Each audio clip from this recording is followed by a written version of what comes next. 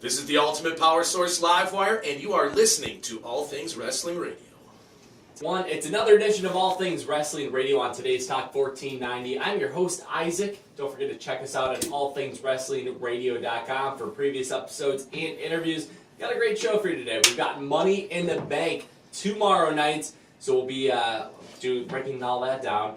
But right now, we're talking with none other than Livewire, indie superstar. We cover the world of professional wrestling from the indie scene to the WWE. We've been talking a lot of WWE with the pay-per-views, and there's just so much going on. We had WWE in lacrosse a couple weeks ago, and this man was there, Livewire. So what's going on, man? Hey, thanks for having me, Isaac. Great to be here. Yeah, it's awesome, man. We've been wanting to do this for a while now. Yes, this is true. Yeah. So, and what I want to do here is I want this to be the tell-all podcast, just like the Stone Cold Steve Austin podcast. I'm going to ask you some tough questions. I'd be glad to share my story with all the listeners. Let's get right after, right from the beginning. Let's, earliest memory, let's go right from the beginning, timeline-wise. Well, I've wanted to be a professional wrestler since I could first breathe. I grew up watching idols like Ricky the Dragon Steamboat, his matches with Ric Flair, some of my all-time favorites. And in my teenage years, I really liked watching the style of Dean Malenko. I've always enjoyed his matches with Chris Jericho, Eddie Guerrero, and Rey Mysterio. I've also have watched others, like Bret the Hitman Hart. When I first started watching, technical wrestling, watching guys like Bob Backlund, really caught my eye. And I've tried to incorporate that in my style today, which I've, with being a new era where people like to see more of the impactful moves, so to speak here, I've had to change up, my style a bit, because not everybody, especially, I should say, a lot of the people that view wrestling nowadays, they want to see more impact. They want to hear that sound. There's not much canvas. There's not much patience with wrestling fans nowadays. I've noticed, especially at some of the shows that you have, you have those matches where the guys are just kind of, putting on a show a little bit, walking around, posing and stuff.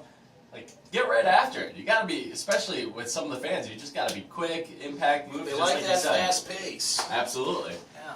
Yeah. So what was the moment when you said, okay, this is gonna happen, I want to be a professional wrestler? Well, throughout high school, I've told many of my friends, this is what I want to do. I told my family, this is what I want to do. And a lot of people laughed at the idea. They didn't think it would ever happen. I had a very solid amateur wrestling background. I've won some city and state championships, and I kind of used that as a stepping stone to go further. But it wasn't until I was age 17, and it was in the summer.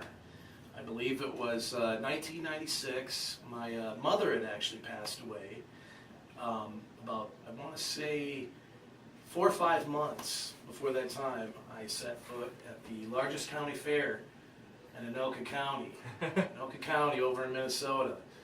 And there was a gentleman by the name of, and you probably have heard of him, Ian Xavier. And there was also another gentleman I spoke with by the name of Tommy Schoenborn.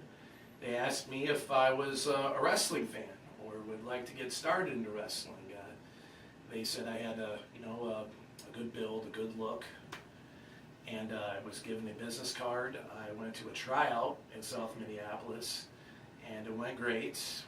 And I was just 17 at the time. I was just barely getting enrolled back into school here, and I was actually going to training camp at the same time I was going to school. So I was actually. I went to another school, and I was actually going to night school. So imagine trying to fit both of that in your schedule. going to evening classes in high school, and then training to be a professional wrestler. That's how it all began for the Ultimate Power Source Live Wire. Well, that's kind of how it works too, especially as an indie wrestler. You have a lot of hats you have to wear. You know, obviously you need to take care of yourself and living just in case things maybe don't work out. Right, you always got to have something to fall back on. I do have a degree in Homeland Security Investigations, Business Management, and Business Management and Accounting. So yes, you definitely got to prepare for your future. Right, and you've done a lot in your life. I mean, you've been in the military. I mean, you've mentioned a little bit about some time in Iraq. Yes, funny thing is that you mentioned that. That is actually how the Livewire name was thought of. That's actually, my call sign started out as Lightning Bolt. I was on an escort duty, escorting the Turkish, men from India, and even local nationals.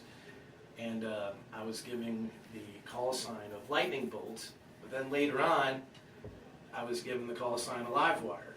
And when I first came back in June of 2010, I decided to start using that name as a tribute to my battle buddies I served with. Did you have any ring names before that? I did, actually. In fact, my very first time I wrestled in front of a crowd, it was New Brighton, Minnesota. And it was February of 1997, I believe. And I wrestled twice that night. Oh. I wrestled once under a hood, and my first original gimmick was the Shamrock Kid. The Shamrock Kid was my original gimmick, and I also wrestled under a hood, and in a tag team match. That was actually the main event. Oh, really? Believe it or not. First day in the squared circle, in front of a crowd, Yes. and you were in the main event. Yes, under a hood. I was under a hood, and I was one half of a tag team called the Black Ninjas. Very cool. Yeah, with a gentleman by the name of Christopher Davis. Did it help having two matches, just considering, you know, the It was a nerves great of the learning. first? It was a great learning experience, but at the same time, yeah, it was very nerve-wracking. It was my first time in front of a crowd, and I wasn't expecting to have two matches in front of a crowd. Right. 2-for-1 special right there. Right. Yes, it was. Okay, so that's I'm glad you mentioned the origins of the name Livewire, because I always thought it might be after the Mountain Dew soda. Livewire. Well, I'm glad they're not coming after me for royalties here, or else I'd be in some serious trouble. So let's fast forward a little bit. So you get the name Livewire, you know, you're doing the wrestling thing. You know, what was probably your biggest accomplishment in the squared circle? You know, I've been lucky enough to have some great matches over the years. I've had some great matches with talent like Chris Massenkai, who's from over the Chicago area. Hotshot Danny Duggan, who's a very big up-and-coming prospect. I know he's been doing some house shows for Ring of Honor, and he's on his way up. I've even had the opportunity to team with talent like Zach Allen, Rhino. I was actually supposed to be in Three Rivers, Michigan. I was supposed to be in a match against Rhino. I was originally booked to, have a match with Rhino, but instead I ended up teaming with him. in the Oh, main okay. event. So, Still pretty solid, though. It was, but Sure. someday, and he might actually hear this, I do want to have a match with Rhino. He is actually one of my dream matches. I've been in the locker room many times with him. He is such a class act. Probably one of the most down-to-earth talents out there on in the mainstream right now. That's funny because that kind of is a little different from the experience I've had in a locker room with Rhino. It was Jerry Lynn's retirement show in Minneapolis, and I was just backstage. You know, we were just meeting some of the guys and stuff. Well, the show I was on then, we were representing and stuff, and he was a little stressed out at the time. Let's just say that he was trying to find a place to go to the bathroom. Wasn't really working out. He was just backstage. He was at this convention center. He's like, guys, where am I going to go to the bathroom? Am I just going to have to go out here? And he was very stressed out, but it was a hilarious story. And overall, after that little moment occurred and he did finally get to use the restroom, yeah, he was a very nice guy. Just really had to go. What can I say? Right? Nature calls. So, in the future, hopefully you get a match against Rhino, but, I mean... There's some other ones. I was actually, this was also in Michigan, in the Michigan area. I was supposed to have a match with Colt Cabana twice. It was supposed to happen, and it never did. One of the times that it didn't occur was because he had to pull out because of the overseas tour, which I could understand. But one day I hope to have a match with Colt Cabana. That's another dream match of the Ultimate Power Source. So one day I would like to have the honor of wrestling Colt Cabana in the ring as well. That is definitely a huge bucket list thing, especially, Yes. I'm sure, on the independent scene. Any guys that you see, like, I know, obviously, a guy like Cody Rhodes, you know, he's going to be a very high-demand indie guy, but Absolutely. former, like, big names that you can think of that you've had experiences with or want to have experiences with? Other than Rhino and Colt Cabana, I'd say Silas Young. I've actually had the opportunity to chat with him on quite a few occasions, and yes, I'm very I compliment his work. I think he's an amazing talent. I mean, the man's been all over the world, so I think we'll add Silas Young to Livewire's bucket list here. So that'd be another matchup I'd like to have happen in the future. So you look at the world of professional wrestling, and from an outsider's point of view, you know, casual fan listening to the show right now, what would you say is the biggest difference in what you do versus the guys in WWE? Well, you know, guys in WWE, you know, obviously they gotta operate on a TV time kind of schedule, you know, and they're allowed only so much time to do what they want to do, what they gotta do, and so I'd say biggest element I'd say is timing. Timing. Yeah. Sure. Now, outside of, you know, you being in the Squared Circle, you also have your own shows with Elite Pro Wrestling. And coming up, you have on July 23rd, Blood, Sweat, and Shears. You've got Animal Sam and Johnny Andrews in the main event with Brutus the Barber Beefcake. And it's a hair versus hair match. Yes. This is one none of you are going to want to miss. Yeah, and let's just talk about, you know, we talked about Livewire as a wrestler. Now let's talk about Livewire as the promoter. What's the world, you know, like as a promoter? I knew before I got into it, it was going to be very challenging. But I think learning from the mistakes and the successes of other promoters I have worked for in the past has helped me become a lot better at what I'm doing. I've learned how to advertise to a wide, you know, range of people in the communities, and how big fan interaction really is nowadays, and how much of an impact it has on them. So I'd say all those things, and being able to go out and recruit all the talent that's out there. There's a lot of great talent that's out there in the independent scene. One of the cool things I've noticed, you know, since I've been a part of Elite Pro Wrestling as a ring announcer, is you guys have really made it home at the Black Horse.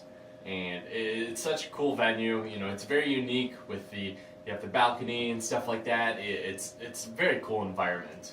And I really think it's got that big show feel to it, walking that atmosphere.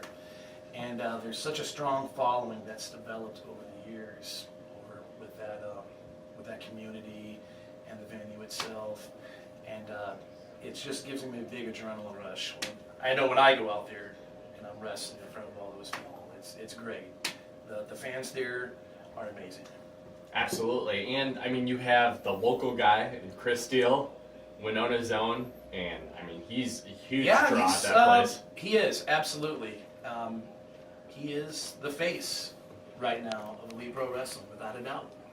Yeah, it's a great show, and it's coming up July 23rd at the Black Horse in Winona. It's a great event. You'll be in the ring. I will be in the ring. Yes. What do we have in store for you? Right now, as far as I know, I'm going to be in the ring with the newly crowned JPW Generations Champion, a title I've once held, Invictus. Invictus. So expect to see Livewire versus Invictus on July 23rd in Winona, Minnesota. Should be a big one. What would you say for people that have never seen one of your shows before? Why should they go? You're going to see all the best up-and-coming talents. Not just in this area, but from around the country. That's what you could expect to see from Elite Pro Wrestling. Things you haven't seen before and have yet to see. That's what you can get out of EPW. Now let's talk more about Livewire. Do you have a DVD coming out? Or it's out? It is actually out, and I've actually had some people, especially from the United Kingdom, that have already purchased my DVD, the new DVD. It's called Flip the Switch, the Best of Livewire. It's got a lot of extras in there. It even has matches in there that I've done, teaming with Zach Gowen. And I know it also has some footage in there, my matches with Chris Massenkai, some of my biggest rivals, Montezuma, and the mercenary Alvin Gray, and Hotshot Danny Duggan. So a lot of great matches on that DVD, a lot of extras, some podcast interviews, and some promos, so a lot of extras on the DVD too. So check out the DVD if you haven't seen it or purchased it yet. Where can you get it? You can contact me on my Twitter page or my Facebook page, and I'd be more than glad to get you all set up. Yeah, give them a follow on Twitter at Livewire. Live_wire18. Live_wire 18. There we go. Yeah, We got it. Give them a follow on Twitter. Shoot them a tweet and get this DVD because it sounds freaking sweet and it sounds like you get a lot for your money. That's right. Now Flip you're switching deals. absolutely. Now you're also keeping busy outside of the square circle, taking care of yourself as a Beachbody coach. Yes, I am a health and fitness coach for the Beachbody program, and it's going great. I actually decided to get in the program as myself, just as a member, and I have lost nearly 40 pounds. That's fantastic. In just 3 weeks. Just 3 weeks. Just 3 weeks. That's incredible. Yes, I've been doing cardio 3 to 5 times a day. I've been watching my calories, keeping that under 1,500 calories, and eating smaller portions every 2-3 days. But and doing some T25 alpha cardio. If you've never done T25 alpha cardio, you got to give it a try. And I also have a page you can go to for Beachbody. Fantastic. So you can check out my coach's page. Dude, you're changing the world right now. Very cool. Livewire. You can give them a follow on Twitter at live_wire18. It's all things wrestling radio. Anything else before we go? I'd also like to mention out there for all the people, once again, July 23rd in Winona, Minnesota, Elite Pro Wrestling. Brutus the Barber Beefcake's going to be there as the guest general manager. I'll be on the card. Winona's own Chris Steele, King David, they'll be in action. A lot of great talent on there, like the EPW North American Champion, Animal Sam. So come check it out. I understand that the first 2 rows have been sold out already for this event, but you can still get tickets for general admission or 3rd row. And there is going to be a meet and greet with Brutus the Barber Beefcake and all your favorite EPW wrestlers. And I can be seen over at Just Pro Wrestling in Chicago, Illinois, a great fed that's going on over there, or at Badlands Original Wrestling in North Dakota.